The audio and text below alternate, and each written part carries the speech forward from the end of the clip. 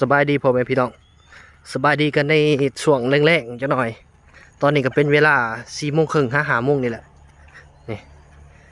พวกเขาพากันย่างเลาะมาสุ่มวิวมาหาปูหาปลานะตามทุ่งไห่ทุ่งหน้าของเพิ่นต้นนี้อยู่ไทยนะพี่น้องเอ้ยนี่เขาว่านหน้าแซงนี่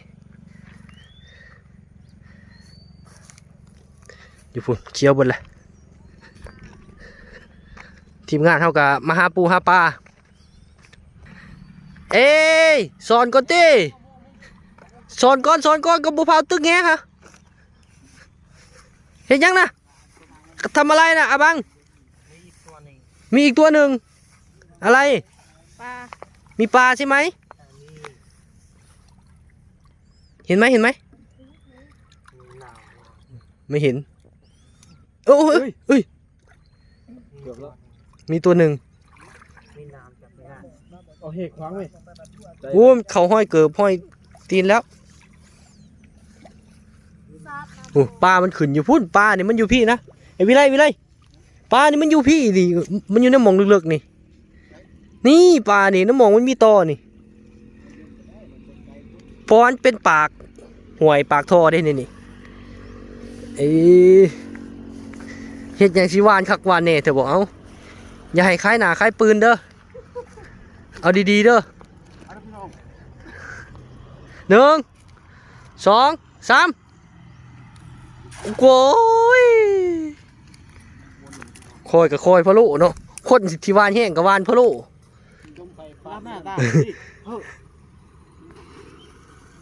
เอามุ้งบ่การเรียนโรลี่นะเต้เอามุ้งมากดเอาเฮ้ยเอาเร็วลุดโอ้ยถึงแล้วมันป้ายยังน่ะปลาอยู่ในน้ำป้ายยังเกาะปลาสลิปบ่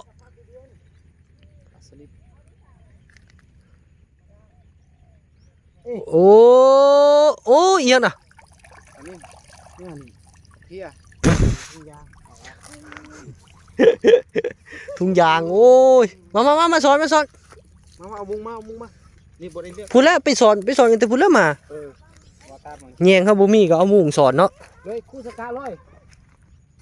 ป้าคือปลาหลายเถอะทงนะหูแล่นแล้วพูดจับมาเลย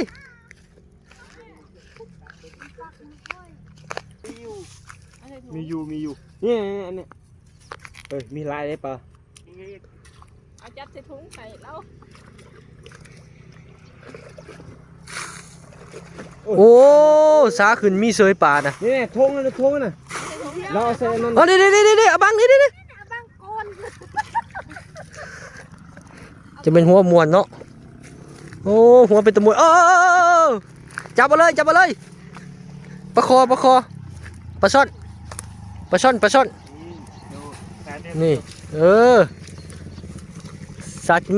มาเอาเห็นเลยลมต้มนั่นก็มีเนี่ยปลาอะไร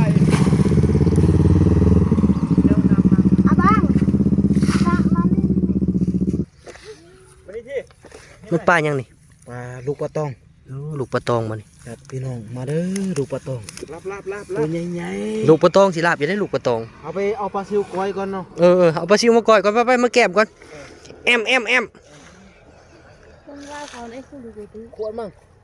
ล่างเอาตอนนี้ทีมงานกำลังสิวานแฮอีกแล้วสิบริชอนง่ายดอกมึงส่งนี่เฮ็ด1 2โอ้ซ้ำสิงมเอาได้อย่าไปหาวได้คืออยู่บ่ทีมงานแห่งงานลาวหากินอยู่ไทยถึกนะคือแม่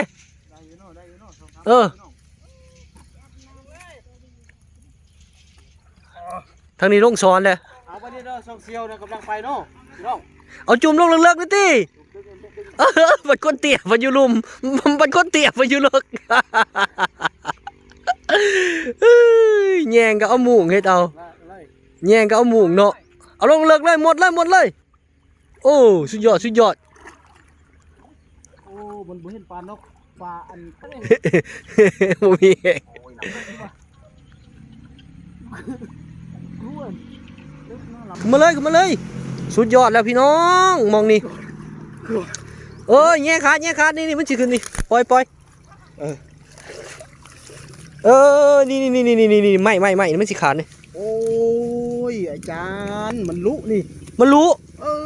อนี่ โอ้โหมันขาดเด้อนี่ โผดโผ ได้อยู่ เอาไหมมัน มัดก่อน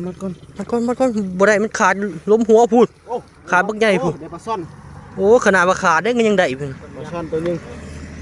ดีกว่าได้ปลาหอยเลย โอ้มีกุ้งผมเด้อ ไปเก็บเจ้าได้บ่นี้เอ้า เอาใส่เลยมาเก็บกันอยู่เพื่อนครับผม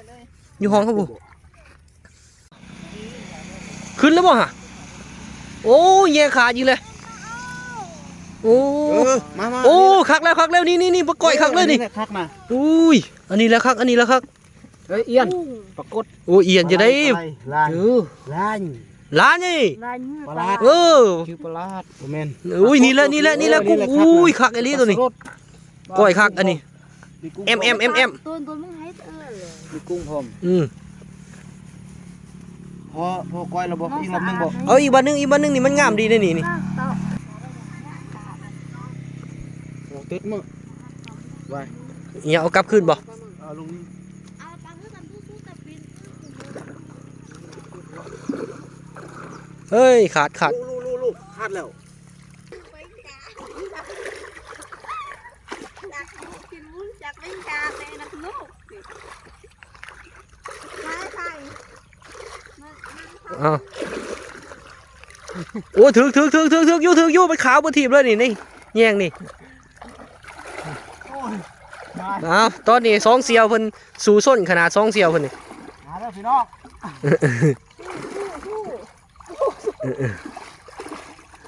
เขาตรงนี้ยาวเลยเขาบ่นี่